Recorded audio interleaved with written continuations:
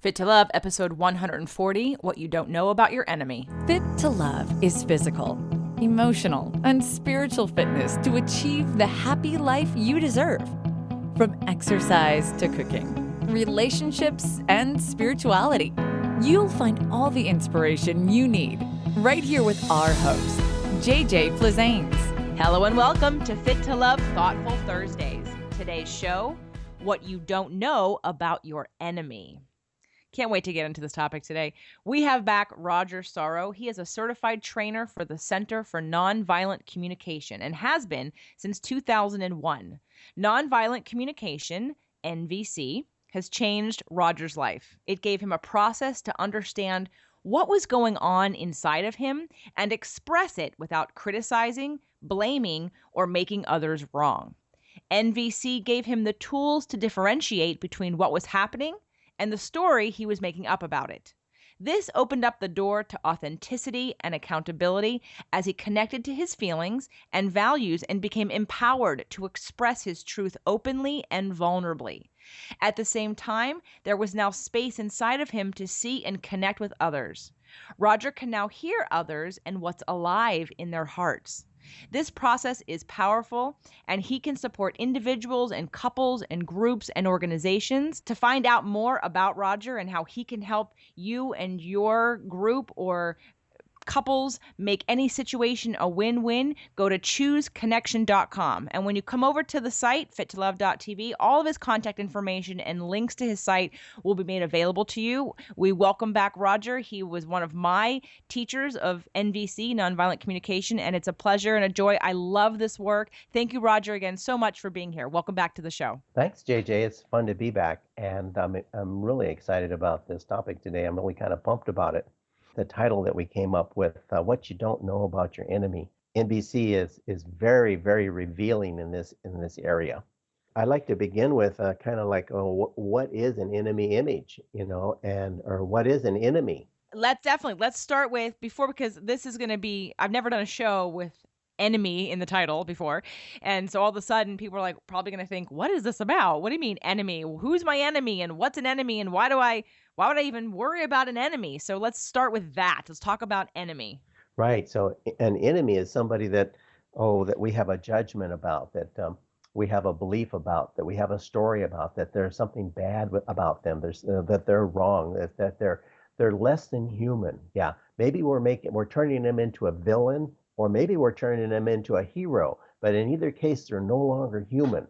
And so this is how enemy images get born.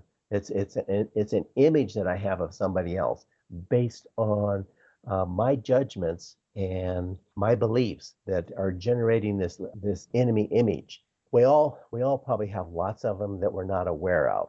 Okay, let me give you some examples that I think it'll help our listeners get to what we're talking about by when we say enemy. Have you ever had a boss who doesn't listen? You ever had a boss that's demanding and irritable, and he just wants it done his way and do it my way and do it now? Yeah, and so an enemy image gets born in that way. Sometimes we think of somebody as similar to that boss as a dictator. Okay, again, they're selfish and they only want to get their needs met. Then there's the enemy image of somebody who is an abuser in relationships. And this is, again, somebody who, an example of how that might play out is, this is the couple that you see, and it could be either the man or the woman, or either one of them could be putting the other person down in public. It could be the other person criticizing or telling stories about their partner that would be really embarrassing in a public forum. I realize there's many forms of abuse in relationships, but that would be one. Okay. Oh gosh, and then I think the last time I was on, I talked about maniac drivers. Okay, and that's somebody who drives in a way that we don't enjoy, and they do the tailgating thing, or they cut us off, and those are some of the behaviors. But they drive in ways that we think that's rude and thoughtful, and inconsiderate and dangerous. Oh, then there's people who ignore you, okay, and they're just flat out rude. Oh, here's one of my favorites. This is the person who talks on and on and on again. And Kelly Bryson, one of my favorite NVC trainers, refers to these people as Babylonians. Right. Right. And I think he said that there's a 12-step recovery process for him. They called On and On and On Anonymous. The true super Babylonian is somebody who can talk on both the exhale and the inhale. And so we've probably all encountered people like that. I enjoy Kelly's humor. And then there's the person who interrupts. Oh gosh, and then we all know about crooked politicians, and they're just paid off by lobbyists, and all they do is lie. And then there's bad cops. Bad cops could be one that use their power to, hurt people and get their needs met, or maybe they take payoffs. And then there's greedy corporations. Greedy corporations that they're just interested in profits, and they don't care about the environment. They don't care about their employees. They don't care about people, where profits are more important than life itself. So that's a little starter list, and I'm sure that all of us could embellish upon that and add even more. Does that give you a sense of what we're talking about, JJ, regarding an enemy image? Absolutely. And Okay. actually, there are probably even family members that could be put in there, right? Like anybody that's had an issue with, who no longer speaks to certain family. But the idea of enemy, again, so let's go back for a second. The show that we did before, which was called Transforming Limiting Beliefs, we talked about the idea of nonviolent communication. And one of the things that in the beginning I wasn't attracted to, the idea of, because I don't identify myself as a violent communicator. However, as we talked about, there are a lot of things that we all do that we don't consider violent, but kind of are, and they disconnect us from each other. And so same thing with the word enemy. Like when I think of enemy, I think of someone that I might want to hurt or eliminate, so to speak, right? And so that feels really harsh to me. But what you've just described really is that energy of someone that you are judging, someone that you think is wrong, someone who is in opposition to you. You might not want to eliminate them, but it really is that enemy. So for this show, obviously, enemy is really anyone that you judge or disagree with, right? Right. Where we have a moralistic judgment about them, that they're wrong, they're bad, they're evil, that we have a strong belief there that they're bad and they shouldn't be doing what they're doing. So then the way that nonviolent communication supports us in working with this to reestablish connection, okay, is first of all, I would pick one of these enemy images to work with. And the first time I'm doing this process, I'd probably want to do it outside of the moment when it's actually happening, so that I can practice the process and learn the process. And then so that when it happens the next time, that, oh, I have another option here. If instead of responding in the habitual way, I could respond using my new skill here. Before we get to that first step, because there is one more question that I want to, Okay. I want to prepare everyone listening to hear it and receive this information. Like, why would I want to know? So we just talked about enemies. Why, what I don't know about my enemy? Well, the first thought someone might think is, well, why do I care? And why would I want to care about my enemy? So I want to have the selling point first of the idea of what happens, and maybe you can speak to this, when you have those judgments. And we've talked about the disconnection. So if I'm sitting here and I'm morally judging someone and saying that I think you're wrong, why do I care about them? And why? So sell me on, Rodger. Why? What do I get out of this by transforming my ideas about my enemy when I don't like them and I don't care about them and I think they're wrong? So it would be because when we're holding an enemy image that about somebody, what happens is that then they're no longer human, okay? And there's a breaking connection between myself and that other person. Also, what's going on inside me when I'm holding this judgment about somebody else? That typically now there is restriction within myself, maybe anger, maybe fear, and it's a way in which I'm shutting down. My heart is closing, okay? And when that happens, then I'm less present in the moment to the possibilities for connection with the other person, but also with myself. So I'm going in a direction that's not going to serve life. I'm going in a direction that's going to result in less needs getting met. And so when I notice I have an enemy image, I'm wanting to get present to it and shift it so that I have more options, more possibilities, more liberation, more freedom. more choices in ways in which I can connect with this person, find common ground so that my needs can get met as well as theirs. Yeah, absolutely. And if I could just add for those of you that are listening, and maybe you don't want connection. Maybe there's a part of you that has resistance to connection. Let's not think about the other person just in this very hot moment. So as Roger's saying, we have disconnection inside of ourselves. We've got a lack of love. And to bring in another kind of teaching through Brené Brown and vulnerability, when you block yourself off to feeling or to being open to connection, you also block off anything good happening. So this isn't necessarily about the other person. It's about opening yourself up to connection within yourself, to better feelings, because who really likes to be angry? Anger can be toxic. So we want to be able to notice all of these things. And then, because most angry people aren't happy people. And if you ask them if they're happy, they'd probably notice that they're angry all the time. So this is work that we're doing that benefits. It's a win-win. It benefits everybody, but it's really about that internal work you do with yourself about the other person so that you have better feelings and then you're open to connection and better experiences, right? Absolutely, yeah, exactly. Thanks for that. That's the first step in the process is getting present to the price that I'm paying for holding this enemy image, and what's going on inside my own body, what feelings are being generated. So I'd like to go forward with that first step in the process. Does that work for you now? Oh, absolutely. Yeah. I'm sorry. I didn't realize that was part. I still wanted to sell everybody on the idea of, because I know for me, like if I have that thought, someone else has that thought. Oh yeah. If I'm listening and I'm thinking to myself, because now that we've talked about who are these enemies and I'm generating people in my life and I'm thinking, but I don't necessarily want connection and I don't want to do work that benefits them necessarily, right? But I know that doesn't benefit just them, it benefits me. It's a win-win, but it starts with me. So go ahead. Right. Let's go through the Right. first step of this process. Okay, right. So the first step then would be to get an observation of actually what happened. And so I like to begin with, kind of the story. So for this, I'm going to pick an example of one of these enemy images over here. I'm really kind of drawn to Babylonians and people who can talk on and on and on again. Okay, and so when I sit down at a party or a family gathering or a meeting, and I find myself next to somebody who talks on and they just talk and talk and talk, and it's like, so my story mixed together with some of my judgments would sound like well they talk nonstop. They use up all available airspace. They never shut up. They're thoughtless and rude and inconsiderate and don't ever give anybody else a chance to speak. And so one of the things with enemy images is my judgments, they start feeding on each other. And as that happens, then what's going on inside my body is there's frustration and irritation and tightness and restriction, and my heart is closing and I'm less present.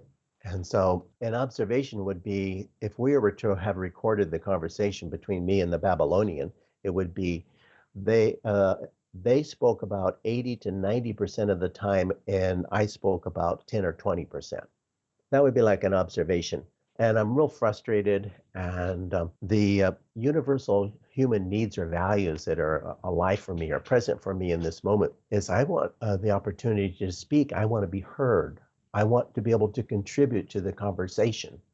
I'm really wanting there to be a balance, kind of a give and a take, a flow between us that would support connection and with the other person and connection with myself. That's what would really be fun. Okay. And so that's the first step is I get present to what it is that I'm wanting. Okay. I notice the enemy image, and then what are the things that are going on that stimulated that enemy image and those judgments. Then how do I feel? What are my feelings about it? Oh, there's frustration. What am I really wanting? Okay. And what I'm wanting there is balance and flow, a chance to express and be heard and to contribute. And so I'm wanting to shift my focus on what it is that I'm wanting. Okay. When I put my attention there, then my body relaxes.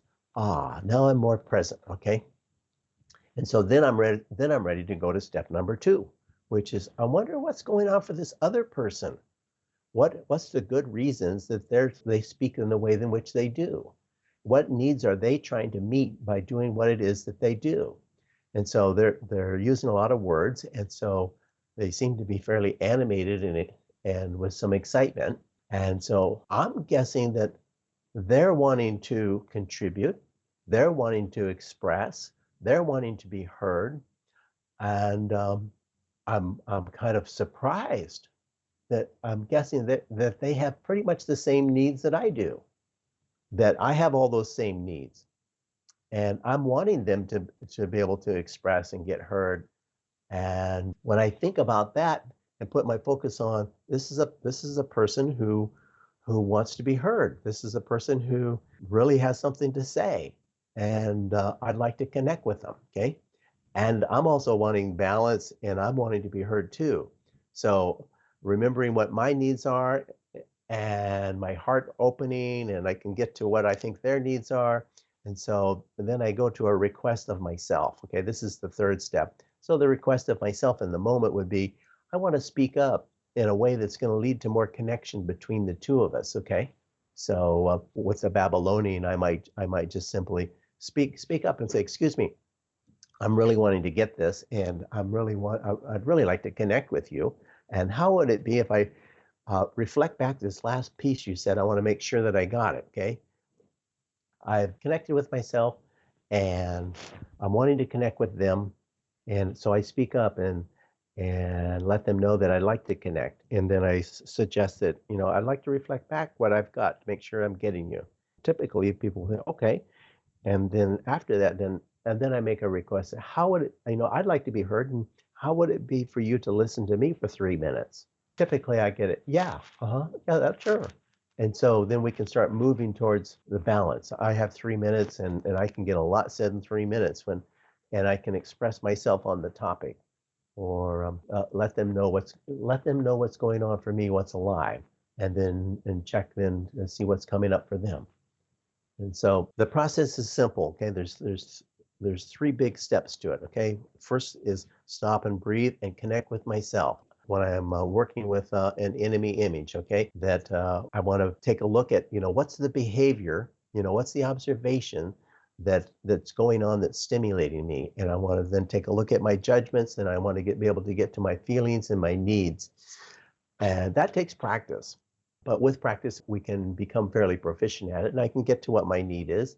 And then the second step is then I'm wondering what needs they're trying to meet. Okay, and again, this takes practice, but with practice, we can become fairly proficient. We can what's important to this person, and I can make a pretty good guess and pretty quickly.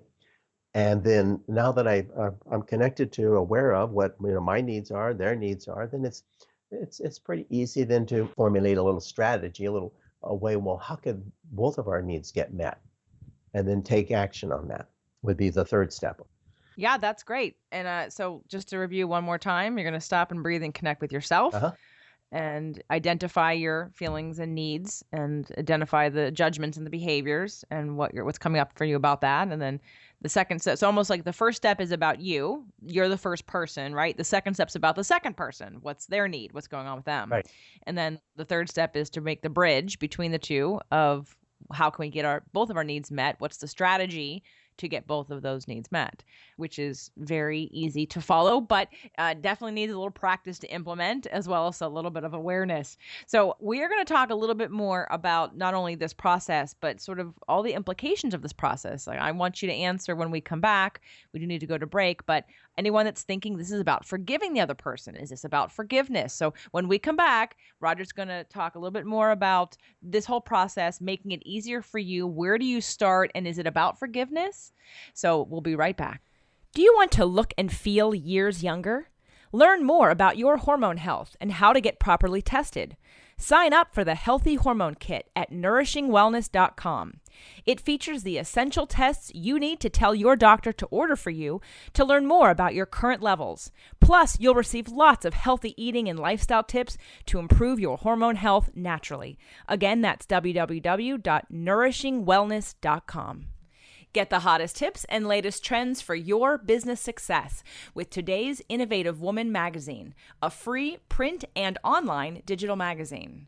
Plus, receive the special bonus video series, Platforms for Profit, the must-have marketing essentials for outrageous success, taught by media and marketing strategist Kathy Alessandra. Who is today's innovative woman? She's a smart and savvy business owner. She is driven and committed to success. She invests in herself and her business on everything from products to grow her knowledge, services to grow her business, and events to learn and connect with potential clients and customers. You can claim your free subscription today and get it mailed to your home or office at today'sinnovativewoman.com. Okay, Rodger, so is this process about forgiving the other person? Absolutely, yeah. It's a process that involves forgiveness and actually dissolving that enemy image, that that person becomes a human being again, and a person that has needs, and that the needs that they have are the same ones that I have. I'd be able to see a person who is doing their very best in this moment to try to get their needs met in the best way that they know how. And I want them to get their needs met.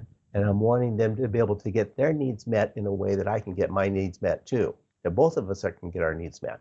And so once I've shifted to, this person's a human being trying to meet their needs, then my heart opens, okay? Then that's where it's similar to forgiveness, when I'm no longer blaming or judging the other person, okay? And I see them as human, okay? Then my heart opens. And so that's for me the biggest benefit in forgiveness, is that I'm no longer carrying a grudge or a judgment. I'm no longer feeding myself poison and hoping the other person's going to die. So let's say, but maybe someone's not ready to forgive someone. And I know that that's kind of defeats the purpose of the whole dissolving enemy. But enemy was a strong word to choose, right? We chose a really strong word. And so I think, how can one start to work backwards? So we could recognize, hey, I have these judgments and they don't serve me. They cut me off. I stay stuck in anger and judgment and blame. And I don't feel love. I don't feel joy. I don't feel connection. So that's like the first awareness. And then how do I start with practicing this on a less charged person, or on someone that, maybe I've got a mild judgment about, but how this can affect my life and their life. Yeah. So the way to work it backwards would be, is the first thing I need to do is I need to get empathy for myself, for what this has been like for me, and forget about forgiving the other person. Forget about dissolving the enemy. They really are a jerk. Okay. And they're a jerk because, they said this and they did that and blah, blah, blah, blah, blah. And get all those jackals, all those judgments out on the table. And then we begin the process of starting translating. What are my needs? What's really important to me here? What's really most important to me about this situation? And I want to be able to identify those needs, and then I really want to connect with the energy of those needs. So back to that example of the Babylonian, I'm really wanting a chance to be heard. I'm really wanting to be able to contribute to the conversation. What's really more, I'm wanting to connect.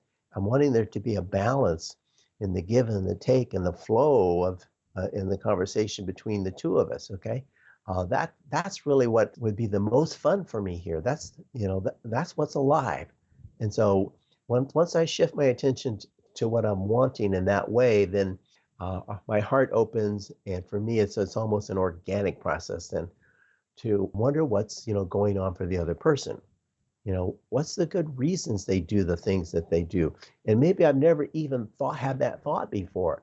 I've just thought of those maniac drivers out there that there's something wrong with them, and but to really take the moment to think about how come they're driving the way they are. What's the good reasons? What's the needs that they're trying to meet by doing what they do?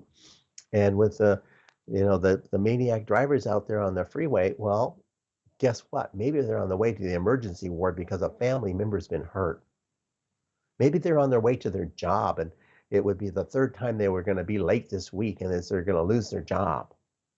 Maybe it's just fun. This is the fun way. This is how they meet their need for fun. And any of those cases, I want them to get their needs met. And I'm wanting them to be able to do that in a way that all of us, everybody else, can get their needs met at the same time. That's what's in it for me. It's just like the first thing that happens is I have more connection with myself. I have more inner peace. I'm more present. I'm in a more resourceful place to respond to them as well as whatever else might be going on. Right. So if you're out there and you're frustrated and you feel like you blame a lot of people for things, and you feel like you're so affected by everyone else's behavior, this would be a great place to start to analyze and check in with yourself about what it is that you need and how you can get those needs met. And then it's not really anyone else's job. I mean, you can create a strategy, and then obviously that immediately dissolves enemy issues, and enemy images. So now, Rodger, if we've talked a lot about NVC and these processes, and for some people, this is going to be the first time that they may have heard about this. Maybe they didn't hear our first show. They've never heard of this before. How can they get in touch with you? How can they learn more about the process, about all the things we've talked about, start practicing it, start implementing it? Let them know what you have to offer. Thank you, JJ. So what I'd like to suggest to folks is that they simply go to my website, which is chooseconnection.com.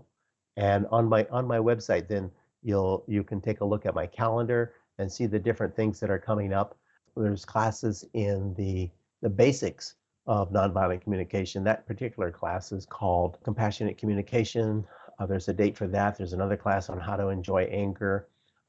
Next week, we're going to start a teleclass series that's about Let's Talk Sex. And then the big event that's coming up is the Nonviolent Communication Conference. This is the 8th annual conference. Hundreds and hundreds of people attend this. That's going to take place on April 18th and 19th. I'm bringing in about 15 trainers from around the country, and that some of you know, but new people wouldn't. But if some of the folks that others will know are Jim and Jory Mansky, Mary McKenzie. Again, about 15 trainers from around the country, and that conference will be bilingual, so it's also in Spanish. So very excited about that, and all my contact information is on the website. There's free downloads for resources and handouts and some video clips to look at. There's a ton of resources available online. If you just simply go to YouTube and Google and put in NVC, it was developed by Dr. Marshall Rosenberg. And there's an abundance of resources available. Excellent. So again, that's chooseconnection.com. And I will post the link on fittolove.tv. If you've enjoyed today's show and you want to know more you want more NVC on Fit to Love, let me know. Come to the site and write a comment and share the show with anyone who you think could use a little bit of practice in dissolving enemy images and checking in with themselves to create more connection. Rodger, thank you so much for being here again. You're welcome, JJ. My pleasure. Thanks for inviting me. Want up-to-date recipes, product reviews, exercises, and mental stimulation? Find step-by-step articles from top-notch experts on invisiblefitness.com/blog. The Fit to Love podcast show offers you 6 days a week of helpful content to achieve the happy life you deserve. Movement Mondays and Tasty Tuesdays are weekly videocasts, while Wellness Wednesdays, Thoughtful Thursdays, Freedom Fridays, and Sexy Saturdays are audio-only shows themed every week to address your holistic life and needs. If the show inspired you, we would love for you to share it and subscribe. Thank you so much for joining us today. Head on over to fittolove.tv for recaps of every show, resources, and to join the community. That's FIT, the number 2, LOVE.tv. Have a fit and fabulous day.